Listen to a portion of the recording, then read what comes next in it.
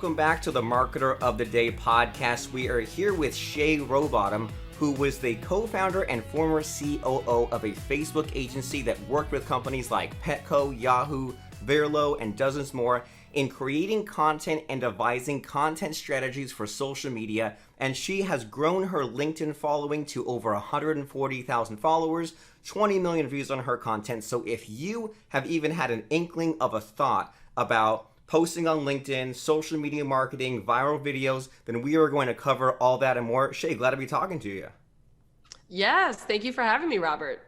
Glad to have you. I first heard about you a few months ago. You did like a really funny Gary V spoof where you were saying like college, and Yes. and my understanding that even like Gary V himself got to see it. And then I saw Yes. you a few weeks later. You taught Elena Cardone, Mrs. Grant Cardone herself, all about LinkedIn. I'm like, wow, can't believe like she's not on LinkedIn. So we all have stuff to learn. So I mean, that's what I know about you. But what would you say is your bread and butter? What's you in a nutshell here? Yeah, absolutely. Great question. So, a lot of people see me from LinkedIn now. A lot of people found me from the viral videos, the Gary one. That's a lot of feedback I get.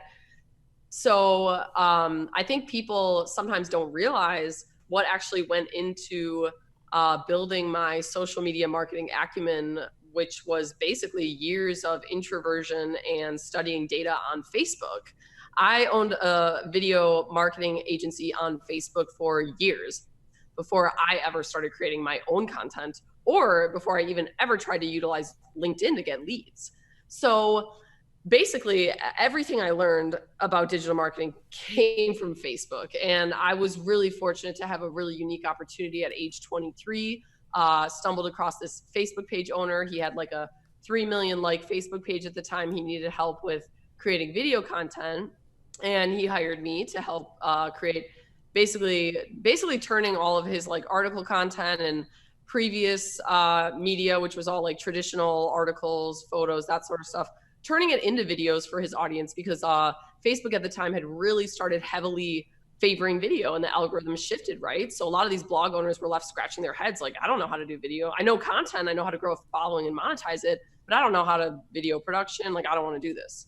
So me and my partner at the time stepped in to basically fill that need we saw in the market. Started with one page, word of mouth, another page hired us, another page, and we were licensing video content. I mean, we were essentially brokering deals with the content owner to get permission to post their video on relevant bigger blogs with credit back to them. So it was like a win-win for everyone involved. The blogs got content, which fed their audience, brought in new followers, clicks, monetization, all that. The content owner got exposure a lot of times because a lot of times they were a lot smaller. We got to feature them on big blogs. It was exciting for them. And then we got paid.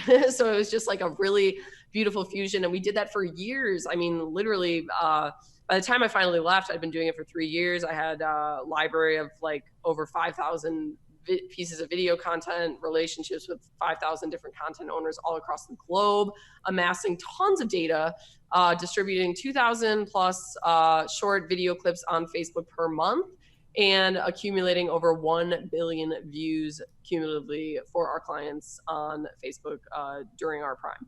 So you look at me now on LinkedIn, you're like, how's she doing this? How's she getting all this attention? She's constantly doing videos. Like, she's so smart. It really came from Facebook. I was very humbled by the experience. I just put my head down and worked, studied, analyzed the data, what goes viral, what doesn't, how can we edit it this way to get more views, which audience does this specific sort of topic perform best with. And I took everything that I learned from those Facebook blog owners who were brilliant, who taught me everything. I always joke I should have been paying them. And I took it to LinkedIn and I decided, you know what? There's a huge divide in the business world, especially the older generation, which is on LinkedIn, where they just don't understand social media marketing yet. And plus, LinkedIn's giving really generous organic reach right now. And I just knew very quickly once I started seeing the results, I started getting tons of leads, I started getting tons of views, followers. I was like, whoa, I am going to explode on this platform because I understand there's a window of opportunity where platforms are generous in allowing you to grow quickly, fast, easily. And I knew that from my time on Facebook with a lot of my blog owners who were solidified because they got in during that time period, which had since passed. On LinkedIn, it has not passed yet. So I decided to get in and go balls to the wall and grow this brand. And within, less than 2 years, I've got over 150,000 followers and like a booming business. So it's been a blessing, a dream come true. And I'm just super honored and privileged that I get to be the one kind of leading the way and teaching a lot of these business owners how to do it for their own company. Nice. And I mean, there's so many cool things to unpack there. So basically, you got these clients who they needed to use video because they were they were just losing ground on getting the views, and you had the skills. And also, what's cool about you starting there instead of just starting with making your own videos is you had more of a playground to work with, right? Like 3 million like fan page is you get way faster and better results than just building up your own 500 like page, and then who know if I get one view, I'm lucky. But then here you can really see the difference, and everyone talks about things like split testing and trying out different kinds of content. So it's like you said, you built up these skills, you got this library, and then you were able to then do it for yourself. And then something you mentioned in there is also like, I'm getting all kinds of like ahas and reminders. I know that you've done some of these viral videos with like Grant Cardone's team, and Grant said something once about like some of these like kind of up and coming social networks get in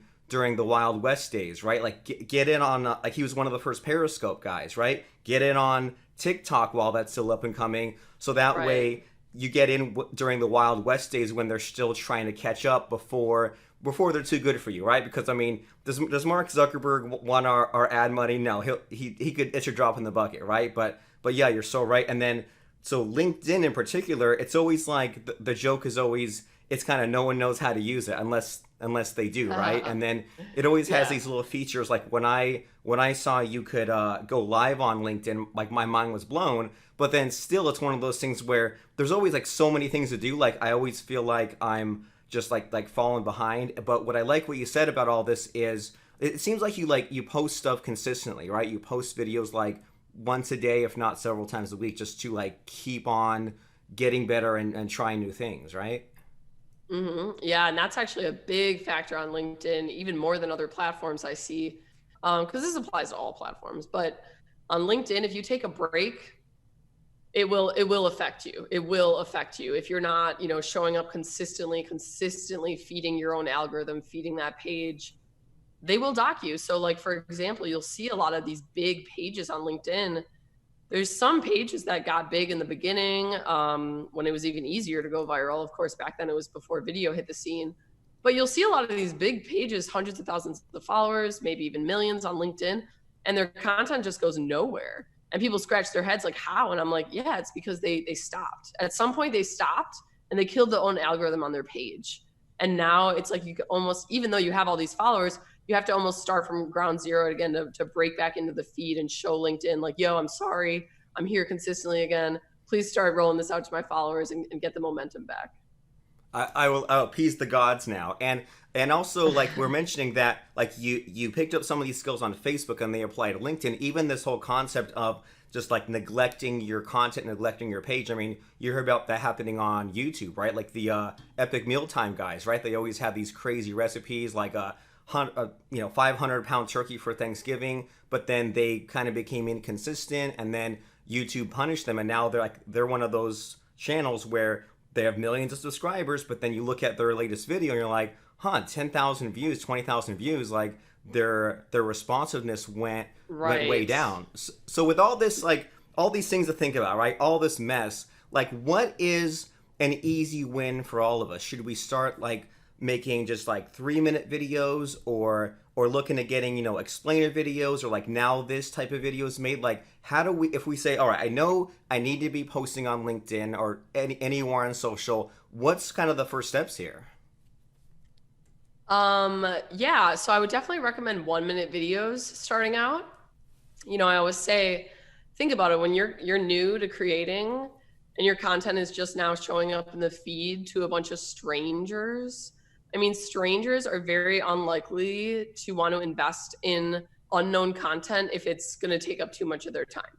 So if they see your video and it's 3, 4, 5, 6 minutes long, they're a lot less likely to invest than if it's a 60-second clip. If it's a 60-second clip, they might say, okay, who's this Robert guy? You know what? I have 60 seconds. I'll check him out. And then so long as you're providing value, you've got good content for them, boom, loyal follower. So like I release longer videos now, but I also understand I have a bit of a following now who trusts me and they trust my content. I could put out a 30-minute video and they'd watch it, you know? But the new followers and the majority of new followers that I gain, it's always from the shorter clips. That's really interesting. Yeah. So it's like if they don't know you yet, just do those quick 1 minute clips. And that even came up before we hit the record button on this. I said we're just recording audio, and you said, wait a second, like put a record video. If there's interesting things said, get those put together into clips.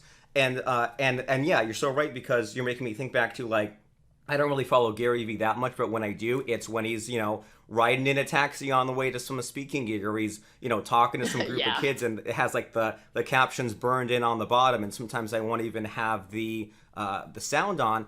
And so, I mean, is it just like just a common sense thing? Like when we're talking and you say something interesting, I'll just like write down the time code or have the video editor do it? Yeah, the timestamp. Yeah, this is a great way to promote podcasts through LinkedIn. I've been seeing more and more. So anyone listening who has their own podcast, definitely recommend, sifting through the episodes, finding the highlights. What was one of the most valuable takeaways that you found? Cut out the clip and, send it to an editor to turn it into like a piece of video content, post it on your LinkedIn, boom.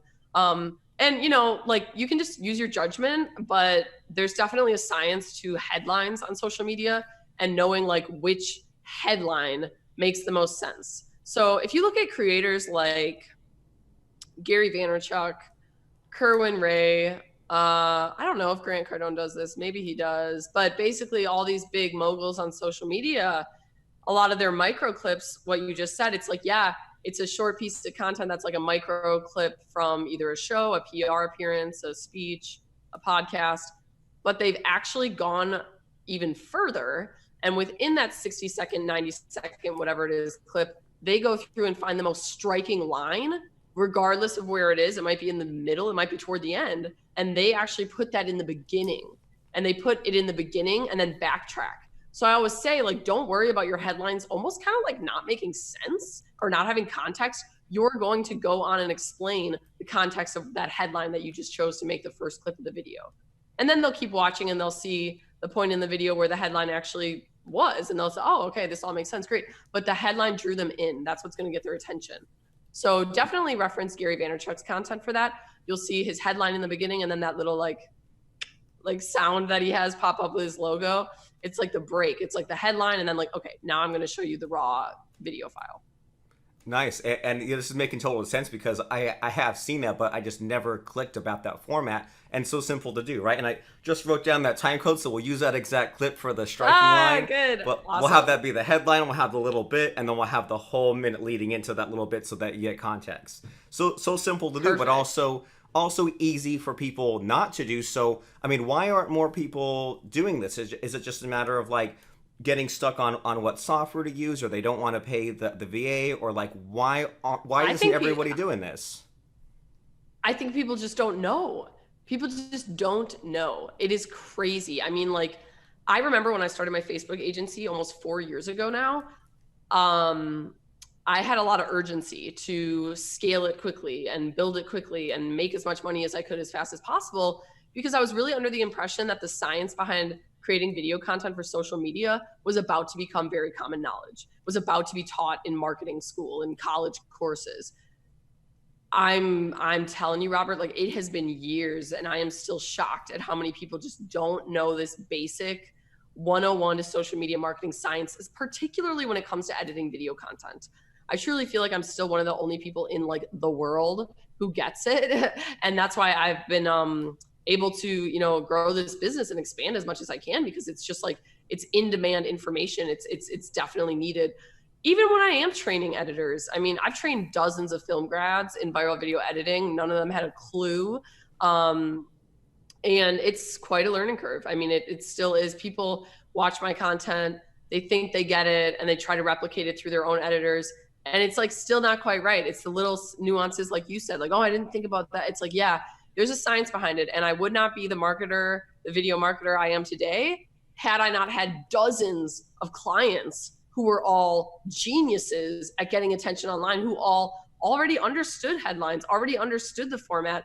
They taught me everything I know. I was just a sponge. I soaked it up. I had dozens of clients. They were all, I mean, 3 million likes. That's like a smaller end of the Facebook page. I worked with Facebook pages who were as big as 40 million followers. So I'm very fortunate that I got to learn from these people because they held my hand a lot in the beginning anyways. They held my hand a lot and taught me the format for viral video editing on social media. Well, you're making Gary Vee's case for him, right? Don't go to college. Don't be a film grad. You still don't know how to do viral videos, right? Oh yeah, definitely don't go to college. I mean, unless it's absolutely needed. You want to be an MD, you want to be a lawyer, go to college. But it's really silly. It's very silly that, you know, and this, I mean, this is my other topic of interest, which is narcissistic parenting, which I talk about a lot coming from a narcissistic home myself, is like, these parents are just delusional, still thinking that college is the best thing for their kids. It has nothing to do with the kids. It has everything to do with these parents being insecure and wanting to look good in front of their friends because all of their friends are still making their kids go to college. And, oh, little Jimmy has a degree. You know, I'm a good parent because Jimmy has a degree. It's like, fuck that.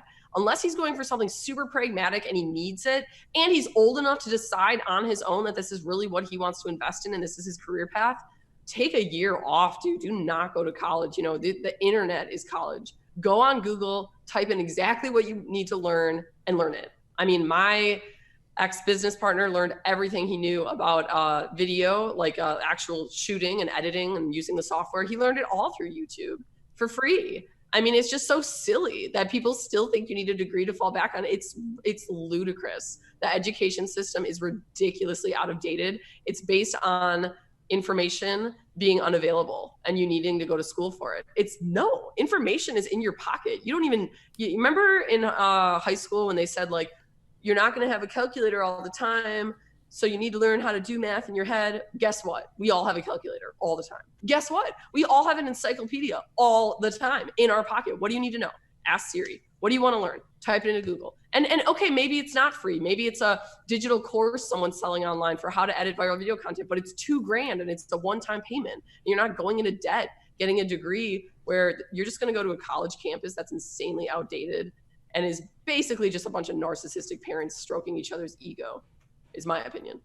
Right, projecting what they missed out on life in whatever capacity and trying to fill that gap. And yeah, I never use cursive or anything, right? So yeah, all kinds of skills that, yes, right? All the foundational, outdated stuff. And like this is, I mean, so what's good about this topic here is you're making me like the wheels are turning of like we all have those like personal, I don't know if you call them like causes or like issues or like advocacy, but like that, like how Grant's all about the house hacking, right? Like never buy a house, just rent it out. Or Ty Lopez is all about the reading, like read a book every day. So like we probably all have that kind of like mass market, like TV news friendly kind of cause. And so like, do you do that consciously, or like how do we brainstorm that? How do we all find that like mass appeal thing, like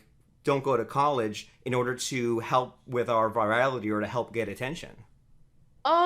Yeah, that's like a really good question. You know, I kind of feel like a lot of it just came natural to me because of me just being such an outspoken individual. Like I'm not afraid to be controversial. I'm not afraid to share an opinion that I know the majority of people in society still don't agree with. So I would say it's just in my nature and in my personality to take risks and test things and then feel it out. You know, when I first opened up about college on LinkedIn, I started talking about like, yo, like this is an issue in our culture that all of these kids are still getting pressured to go to college. It's abuse, in my opinion. And it was like, I didn't know, but then it got such a massive response. Like so many people emailed me like, God, that hit home like so hard for me. Like really made me think about things. It's like you just test and then you get data. I'm like, oh, it seems that like college, like this is like really important. Like it's not just me who feels this way and people want to talk about it. So finding like the relevant topics, finding like the key, what hits for people, what lands for people, it does at a certain point just come down to taking risks and testing. Hey, I think this is how I feel. there's got to be someone else out there who feels the same, and I'm just going to go for it. Yeah, it's like you find like what's your contrarian view, and then is there a group of people that is maybe like afraid or outspoken or maybe persecuted is too strong of a word, but like people that share your view, but it's not the mainstream kind of thing. Right. And then so as far as like you've made these viral videos, like is there a formula to that, or is that just from knowing all the data? Because like even like seeing sometimes when you see like viral videos, there's some element of like the humor, or like I think you did a video once on like pointing out, there was something about like pointing out just the absurdities of LinkedIn. So like all the little things that we all like know to be true, and then like it wasn't working, and like you're like calling your friend like, oh, I'll check later, but like all the things where like we all know it's true, but then when you point it out, like for some reason it's like really funny and it's really shareable. So like is there a formula to that, or is it just kind of a trial and error thing? Yeah, that's a great question. I mean, it does depend on the specific type of video content. I do create skit videos. I do create more serious videos, you know, edutainment, just like sharing general marketing tips. So it does depend, but I would say in short, yes, there is a formula. There is a formula for understanding how to position yourself as an expert in your industry and attract your target market without directly selling to them or feeling like you're asking them for anything. There's a specific style of skit content that performs really well on Facebook, YouTube. That's now showing up on LinkedIn, which is exciting. And it's really about the editing. Like the editing is where the magic comes in. You can shoot the most beautiful piece of video content with an amazing topic. Maybe it's even like super relatable to a lot of people, but if you didn't edit it to optimize it for the news feed, it's not going to go anywhere. So this is what I tell people is like, you know, you got to know what you're doing with the editing. That's huge. And then so along those lines, so that we know what to do with the editing, do you think that we should like always hire a video editor, or like go and find a Udemy course on editing, even if we think we know it, just to learn some of these like filmmaking techniques? Or how do we use this information? How do you use it? Yeah, great question. You know, I think it depends what your goals are. Obviously, for most business owners, it's not worth their time to edit.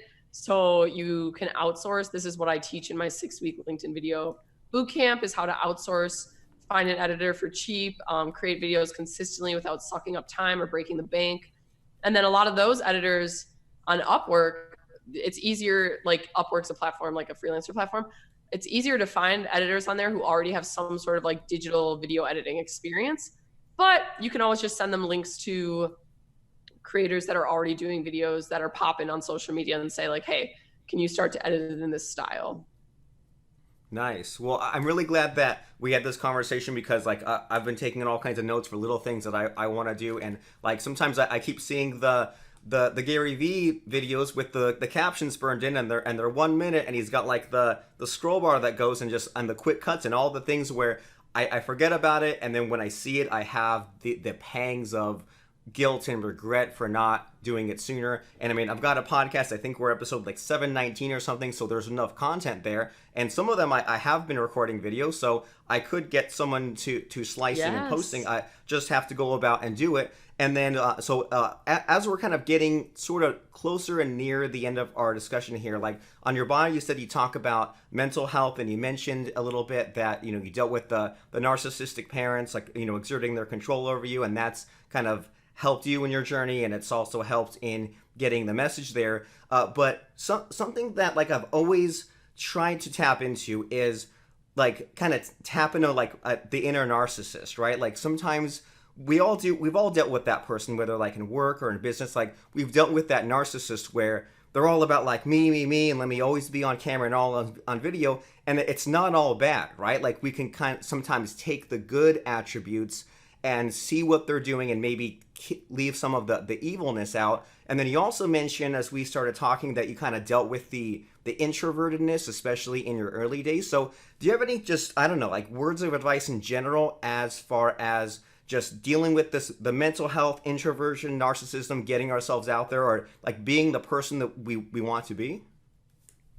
Yes, thank you for asking me that. Great question. So I first want to point out that narcissism is not liking attention and being like all about like me, look at me.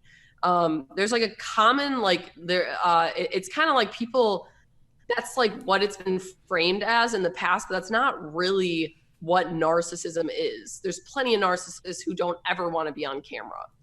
Narcissism is a lack of empathy for others, a deep-seated like inability to care for others on a human level, and it manifests in a lot of very destructive, selfish, self-serving behavior, not necessarily wanting attention. So I just want to put that out first. And there is a bit of healthy, quote unquote, narcissism that can occur, you know, being aware of, you know, setting boundaries and not letting people in and putting yourself first, you know, that can all be really beneficial. But as far as getting out there, you know, I had a really good background for doing this already. I didn't know digital marketing until I started my first agency, but I did know confidence. I did know being on camera performing because I was actually a musician. So I will say for the average creator, it's a little bit more of a learning curve. The first video is the hardest. You just have to like put yourself out there. You kind of just have to jump off the cliff, and it will get easier. I always tell people like it does get easier. That first video is the hardest, but you start to build up confidence over time. Even if you go back to my earlier videos, like I was not as confident as I am now because I've just been practicing for so long. So to break through that, just try. You know, you got to do it. You got to film it. It doesn't mean you have to release it. Just start filming it. Film a video every day for 30 days, an impromptu, whatever. Film a video every day for 30 days with the idea in your head that I'm not going to post any of these. I'm just going to practice. I'm going to film a video a day for 30 days. Nothing's going to get posted. I guarantee you by the end of 30 days, you will be dying to upload a few of those clips. So there you go. There's a hack. That's great advice. That's a great hack. That's yet another clip in the bank. I think we got like 5 or 6 little pieces of micro content. Yeah, I'm excited. I'm excited to see what you come up with. And I don't know if you've ever done this, but sometimes when I'm in the right mood, I'll go to a really popular YouTuber and I'll look at their oldest video. Like we mentioned Gary Vee. A Gary Vee video from 2008 when he's brand new, he looks super shy and it's really encouraging. Or like you look at, you know, like Justine in the early days, like to see the person just unsure of themselves and shy when they haven't yet evolved into their character, like it leaves hope for the rest of us. And so I love that idea. I'm going to implement that as well. Record a short video every day and don't publish it, and then by the end you'll be itching to publish it. And speaking of publishing things, getting some stuff out there, getting results, you mentioned that you have your 6-week LinkedIn bootcamp. So now it's time to pay the piper, right? It's time to plug some fun stuff. So what do you have for us if people were super inspired and energized and informed by our conversation today, and they say, dang, Shay knows a lot about video, LinkedIn, virality. What is the next step? Where should they go here? Yes, absolutely. So it's a 6-week digital course. It's called the 6-week LinkedIn Video Bootcamp. It's ideal for business owners in the B2B space, preferably with more of like a higher ticket offer. A lot of my clients are usually already on LinkedIn. They've already used LinkedIn. It's maybe even working for them somewhat, but they need more. They're like, I want to incorporate video now.